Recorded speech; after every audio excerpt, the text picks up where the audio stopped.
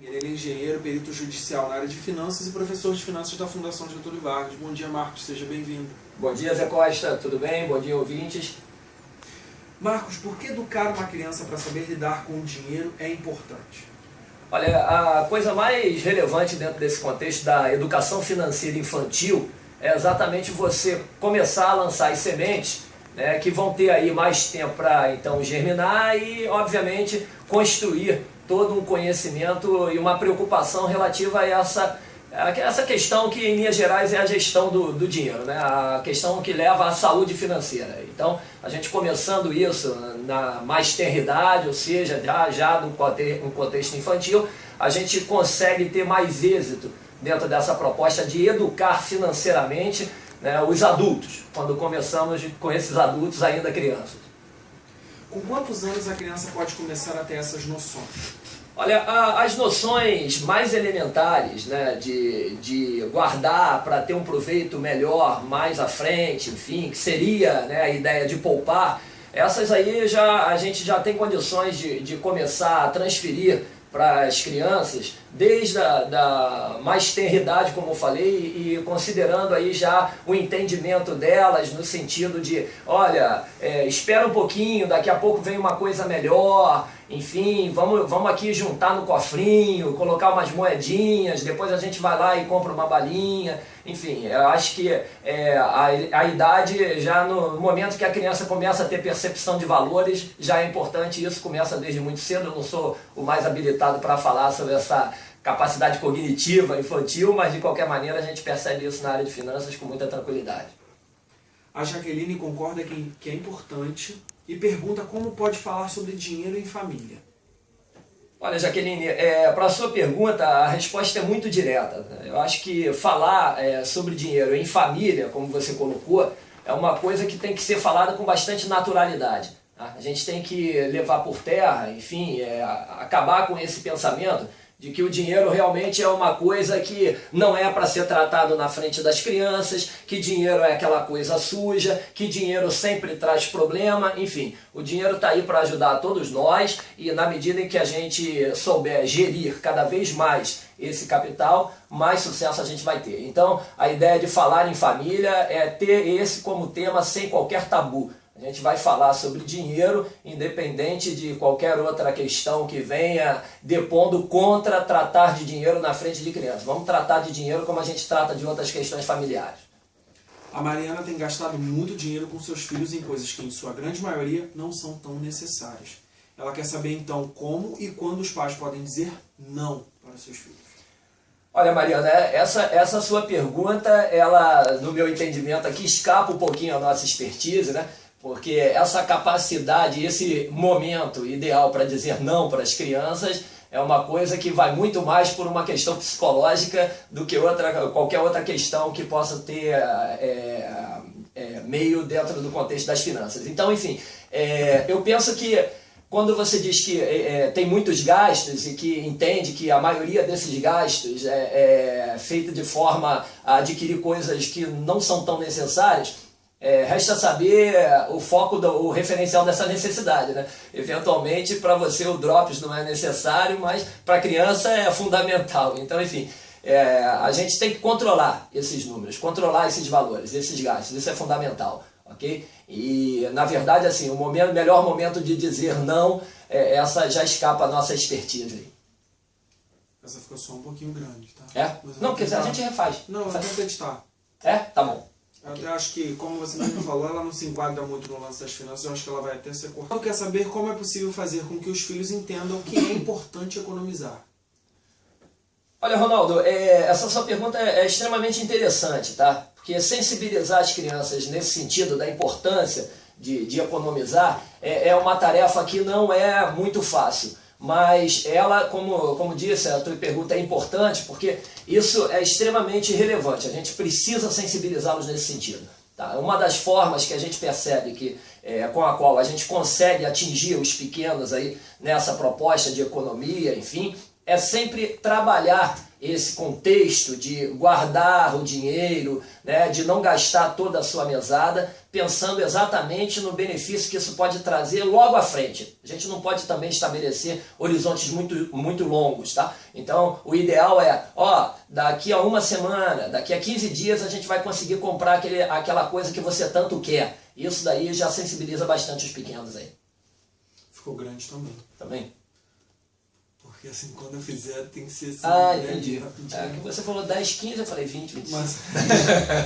Não, vamos repetir isso aí então. Vamos repetir, porque essa pergunta é boa. Então vamos lá. O Ronaldo quer saber como é possível fazer com que os filhos entendam que é importante economizar. Ronaldo, essa sua pergunta é extremamente relevante. Acho que a melhor forma da gente sensibilizar os pequenos nesse sentido é estabelecer algumas pequenas metas, mas assim, de curto prazo. Para a semana que vem, para daqui a 15 dias ou daqui a um mês, tá? E exatamente fazer essa coisa. E a gente também tem que se policiar no sentido de realmente fiscalizar, entre aspas, né, essa economia e conseguir mostrar esse resultado para eles. Então, eu acho que a melhor estratégia é essa, estabelecer algumas metas, né, dentro dos anseios de consumo dos pequenos de curto prazo. E aí a gente, uma vez atingindo, fica show de bola. Vai sair? A Bruna quer saber medidas simples que, incorporadas ao dia a dia dos pequenos, facilitam a compreensão sobre a importância de se valorizar o dinheiro dos pais. Olha, Bruna, as medidas mais simples são essas, até que em resposta à pergunta feita pelo Ronaldo, a gente deu. Na verdade, essa questão de estabelecer metas, tá? Isso é muito importante, né? Aquela boneca que, ainda que possa ser comprada hoje no shopping, se a gente puder trabalhar essa compra de tal maneira que ela aconteça na semana que vem ou até no fim de semana, vendo ali o mecanismo de juntar, olha, guarda esse dinheirinho lá na caixinha, e guardando esse dinheirinho ela atinge a meta logo depois e tudo isso fica mais fácil e sensibiliza bem os pequenos. A Ivana tem uma filha de 2 anos e já está ensinando a menina a economizar com a ajuda de um cofrinho. Ela pergunta se isso é bom início para a educação financeira ou se em nada acrescenta. Olha, a questão do cofrinho, Ivana, é uma questão que muitas vezes leva a uma meta de mais longo prazo, de médio e longo prazo. As crianças são um pouco sensíveis a isso, no meu entendimento. Quando a gente conversa com os pequenos sobre esse tema, e eu tenho 3 em casa, eu sei como é que a coisa funciona, na verdade, assim, a gente tem que estar com metas mais curtas, né? Prazos mais curtos para o atingimento dessas metas. Então, a ideia do cofrinho, eu sugiro que seja aquele cofrinho que não precisa ser quebrado para você acessar as moedas. De tal maneira que vai juntando ali, semana que vem já consegue levantar um dinheirinho ali e comprar uma bonequinha, comprar um carrinho. Enfim, acho que a grande preocupação aí é restringir um pouquinho o prazo. E como a escola pode participar dessa educação financeira? Olha, no sentido da participação das escolas, a gente vê, de fato, ainda uma coisa muito incipiente, né? Hoje a gente tem um projeto em parceria com alguns outros colegas da própria Fundação Getúlio Vargas e do Compeg também, e para que a gente possa criar um programa e sugerir esse programa às escolas, no sentido de tratar de educação financeira. Né, usar as próprias disciplinas, as matérias, né, do currículo normal para abordar um pouco mais esse tema. Isso é bastante relevante, mas ainda não consegue acontecer numa medida que a gente diria assim que seria saudável para a saúde financeira dos pequenos mais tarde. O Paulo quer saber qual é o melhor momento para começar a dar mesada para seus filhos e como estipular esse valor. Paulo, a questão da mesada é uma questão extremamente controvertida, né? E a controvérsia surge exatamente no momento em que alguns entendem que dando a mesada, a criança vai aprender a controlar o seu dinheiro. Na verdade é exatamente o contrário. Se você dá a mesada, você lança uma quantidade de dinheiro nas mãos da criança que ela fica meio perdida e obviamente tentando realizar os anseios de consumo que ela tem. Tá? Então, a medida da concessão de uma mesada, na verdade, vai ter que passar antes por uma sensibilização sobre a importância de poupar e de guardar o dinheiro. Senão o dinheiro vai se esvair, vai por terra. Que outras regras são importantes para a educação financeira dos pequeninos? Olha, basicamente isso que a gente acabou de citar, assim, em resposta às várias perguntas que foram feitas. Acho que o tema é um tema extremamente amplo, tá? Mas para a questão mais elementar e mais embrionária desse contexto, a proposta é sensibilizá-los nessas realizações de curto prazo. Tá? Então, esse é o primeiro ponto. Se a gente conseguir, né, incutir na cabeça dos pequenos que aguardar para gastar o dinheiro vale a pena, porque ele consegue realizar as coisas, ele consegue atingir os seus anseios de consumo. Enfim, eu acho que a gente já está dando um grande passo nessa educação financeira e na busca por uma saúde financeira na fase adulta. Marcos, muito obrigado pela sua presença. Por favor, deixe seus contatos. Zé, olha, nossos contatos podem ser feitos através do e-mail, tá? O meu e-mail é m.heringer@peritosjudiciais.com, ou então através dos nossos contatos telefônicos, 2232-0221, ou o meu telefone pessoal, 99253-9091. Eu te recomendo não deixar telefone pessoal, Não? não. Deixa só seu e-mail. Esse é pessoal. Mesmo assim eles ligam. Tá? Isso é interessante para você que ligue. Marco, o Heringer de repente é bom soletrar. É isso que eu ia falar, só letra o Heringer também, por favor. Tá bom. Você vai deixar o telefone ou só o e-mail? Deixa Não, só o então, e-mail. eu vou pela experiência de vocês. Então pode falar, encerrar de novo. Zé. Tá, posso começar aqui direto? Pode.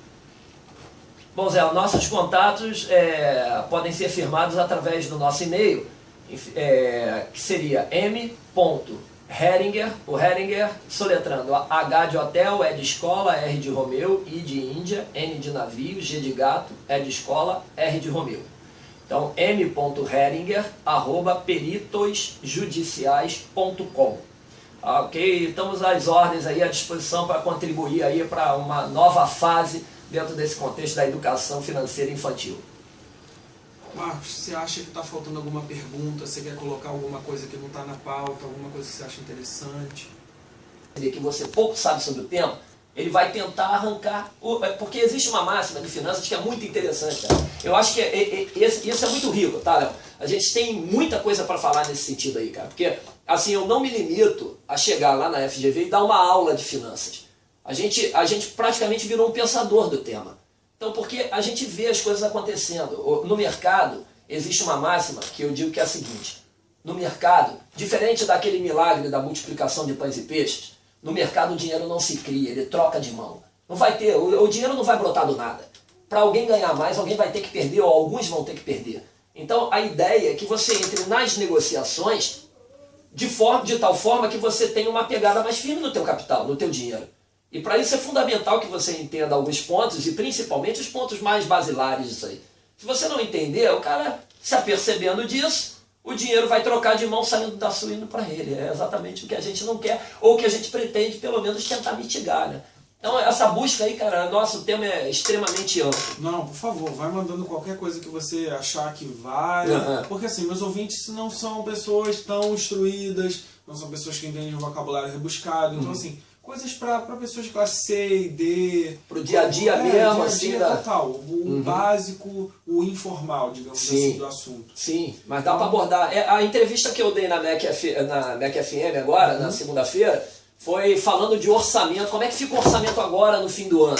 Então, aquela coisa, caramba, presentinho para cá, presentinho para lá e tal. E aí tem o período que antecede o início do ano subsequente. Aí vem IPVA, IPTU, matrícula na escola, material escolar, entendeu? Então, esse período agora é um período bem interessante para esse tipo de pauta, porque, primeiro, que emergem todas essas despesas acessórias, né? E segundo também que vai entrar o 13º ali no final de novembro, início de dezembro, e o cara fica querendo meio que saber o que fazer com esse dinheiro, né? Não, vamos fazer uma dessa então. Vou falar com a Cris, aí você... Isso, aí pede ela para me contactar, a gente... legal pra gente voltar. Beleza. Tá então ótimo. essa daqui contemplou, essa daqui... Eu acho que sim, cara, tá... Então atendeu a expectativa, Isso. então tá bom. Tá bom? Nativa FM, o Marcos Heringer, perito judicial e financeiro, dando entrevista aqui para vocês sobre dicas imperdíveis sobre educação financeira para crianças. Acompanhem, fiquem ligados, Rádio Nativa FM 103.7 aqui no Rio de Janeiro. Em todo o Brasil você pode acompanhar pelo site da Nativa FM. Marcão, dá um alô para a galera de casa. Vamos cada vez mais antecipar esses aprendizados de finanças, fundamental para a saúde financeira. Acompanhem, fiquem ligados, dicas imperdíveis, Marcos Heringer, Gustavo Sicri, vem com a gente. Obrigado, galera.